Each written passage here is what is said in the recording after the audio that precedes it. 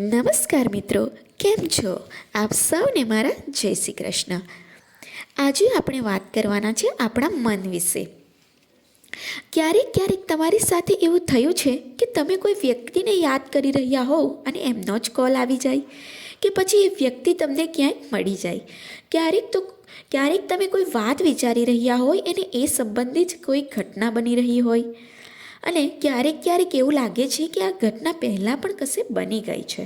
આ બધા પાછળનું કારણ આપણું અર્ધજાગ્રત મન છે. મિત્રો, સૌપ્રથમ તો એ જાણી લેવું કે આપણા મસ્તિષ્કના બે ભાગ છે, એક અર્ધજાગ્રત મન અને બીજું જાગ્રત મન. હવે જાગ્રત અને અર્ધજાગ્રત એમ બે મન નથી, એક જ મનમાં થતી બે પ્રકારની ક્રિયાઓ છે. તમારું જાગ્રત મન છે ને એ તર્કથી વિચારતું મન છે.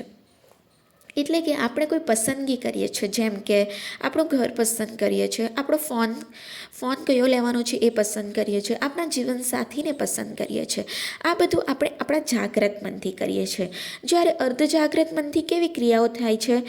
પાચન ક્રિયા, લોહીનું પરિભ્રમણ, આપણે જે શ્વાસોશ્વાસની ક્રિયા કરીએ છીએ, આ બધું અર્ધજાગ્રત મન દ્વારા થાય છે. મિત્રો, તમને ખબર છે કે વર્તમાનમાં આપણે આપણા મનનો ફક્ત 5% હિસ્સો જ કામમાં લગાડીએ છીએ. એને આપણે જાગ્રત મન કહીએ છીએ.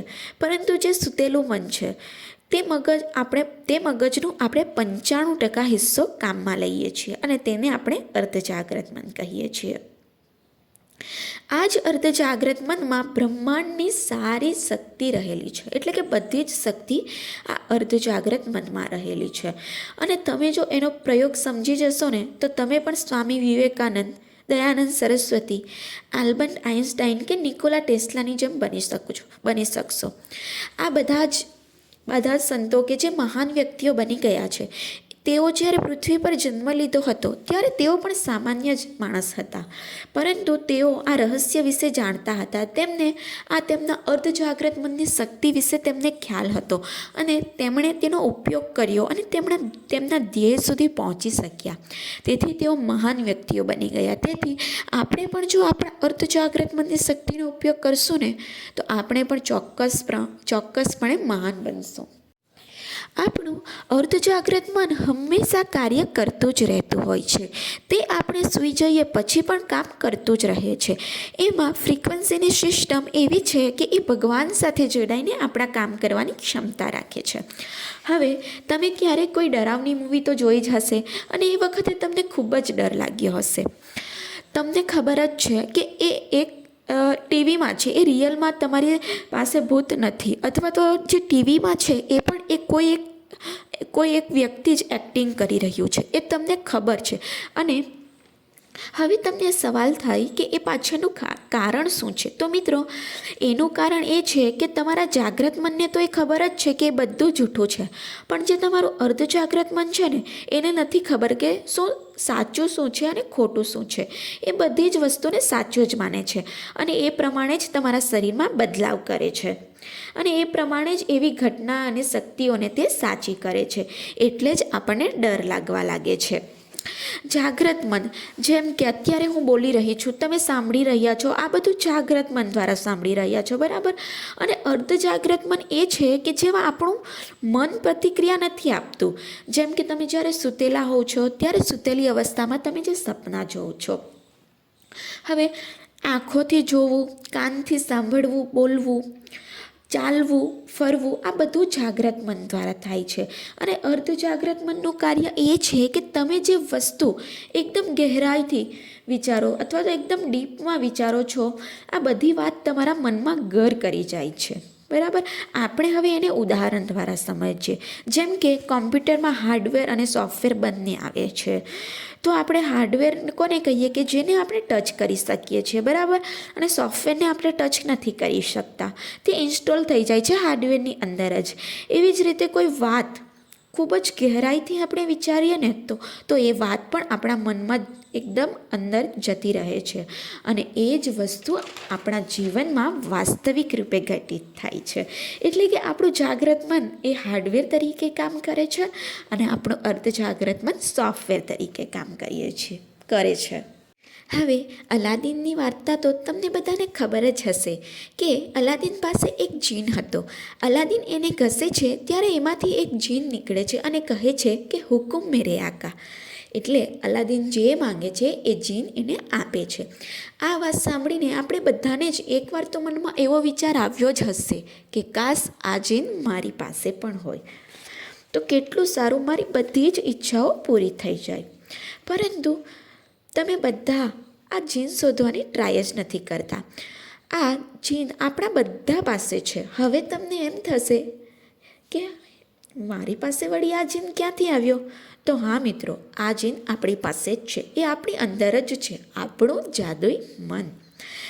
આમાં અલાદીન છે ને એ આપણું જાગ્રત મન છે અને જે જીની છે ને એ આપણું અર્ધ જાગ્રત મન છે. હવે તમારે કંઈ વસ્તુ જોઈતી હોય તો પણ તમારી અંદર રહેલા જીની દ્વારા તમે બધું જ મેળવી શકો છો. ચાલો મિત્રો, એક વાર્તા દ્વારા તમને સમજાવું કે ભગવાને પોતાના આનંદ માટે આ એક પૃથ્વીનું સર્જન કર્યું. પછી તેમણે વૃક્ષો ઉગાડ્યા તો પણ તેમને આનંદ ન આવ્યો. પછી શું કર્યું? એમણે પશુ પક્ષીઓને મૂક્યા તો પણ તેમને આનંદ ન આવ્યો. ધીરે ધીરે એમણે માણસોને મૂક્યા તો એમને સરસ આનંદ આવવા લાગ્યો, મજા આવવા લાગી. પણ એ આનંદ પણ ખૂબ ઓછા સમય માટે રહ્યો, કેમ કે માણસોએ પહેલાં તો પોતાની સંખ્યામાં ખૂબ જ વધારો કરી દીધો અને પછી કામો પણ એવા કર્યા કે એમના પ્રોબ્લેમ વધી ગયા. પોતે જ પોતાના પ્રોબ્લેમ વધારી દીધા અને પછી પ્રોબ્લેમ સોલ્વ કરવા એઓ ભગવાન પાસે ગયા. બરાબર, ભગવાન મારો આ પ્રોબ્લેમ છે, ભગવાન મારો પેલો પ્રોબ્લેમ છે. હવે ભગવાન ડિસ્ટર્બ થઈ ગયા. ભગવાને સ્ટાર્ટિંગમાં તો અમુક પ્રોબ્લેમ સોલ્વ કર્યા, પછી આ તો રોજનું જ ચાલુ થઈ ગયું. પોતાની પર્સનલ લાઈફ પણ એમની કંઈ રહી જ નહીં, એટલે વાઈફને પણ સમય ન આપી શક્યા. એટલે એમણે વિચાર્યું કે હવે ભગવાન કરે તો શું કરે, એટલે એમણે વિચાર્યું કશે છુપાઈ જાઉં. બરાબર, એટલે ભગવાન શું કર્યું કે સૌપ્રથમ પહાડમાં ગયા તો ત્યાં પણ માણસ પહોંચી ગયા. દરિયામાં ગયા ભગવાન, ત્યાં પણ પહોંચી ગયા. ગુફામાં ગયા, ત્યાં પણ માણસ પહોંચી ગયા. હવે તો ભગવાન એકદમ જ કંટાળી ગયા કે હવે મારે માણસથી ગમે તે રીતે એ છૂટવું છે. બરાબર, એટલે એમણે તાત્કાલિક મિટિંગ બોલાવી. હવે ભાઈ કે આનો કોઈ રસ્તો કાઢો, હું તો આ માણસથી ખૂબ જ કંટાળી ગયો છું. એટલે આપણા લોકલાડીલા એવા નારદ મુનિ હસવા લાગ્યા અને કહે, હે ભગવાનજી, કે હું તો કાયમ જ પૃથ્વી પર વિઝિટ લઉં છું અને મને માણસ વિશે રગે રગની ખબર છે. હું તો મોસ્ટલી એમના વિશે બધું જ જાણું છું. તમે એક કામ કરો, તમે માણસની અંદર જ છુપાઈ જાઓ, કારણ કે આ માણસ એટલો બધો પાગલ છે ને કે તમને બધે જ શોધશે પણ પોતાની અંદર ક્યારેય નહીં શોધે. અને ભગવાનને આ આઈડિયા ખૂબ જ ગમી ગયો અને ભગવાન આપણી અંદર જ સમાઈ ગયા. ત્યારથી ભગવાન આપણી અંદર જ છે. મિત્રો, દરેક ધર્મમાં પણ કહેવામાં આવ્યું છે કે ભગવાન તમારી અંદર જ છે. એકવાર તમે તમારા ભગવાનને ઓળખી લેશો ને જાણી લેશો ને એટલે તમને બહાર ભગવાન કશે શોધવા માટે ભટકવું જ નહીં પડશે. અને એ આપણી અંદર જે ભગવાન છે ને એ જ આપણું અર્ધ જાગ્રત મન છે. આ બધાની અંદર જ છે, બધાની અંદર જ ભગવાનનો એક અંશ છે. ફ્યુચરમાં આપણે એ બધી જ વસ્તુ મેળવી શકીએ છીએ કે જે વસ્તુ મેળવવાના લોકો સપના જોઈ છે. મોટાભાગના સફળ લોકો જાણીએ અજાણીએ પોતાના આ અર્ધજાગ્રત મનની શક્તિનો જ ઉપયોગ કરે છે. તો મિત્રો, આજથી હવે તમે પણ તમારા અર્ધજાગ્રત મનની શક્તિનો ઉપયોગ કરી જીવનમાં ખૂબ જ સફળ થાઓ. ધન્યવાદ.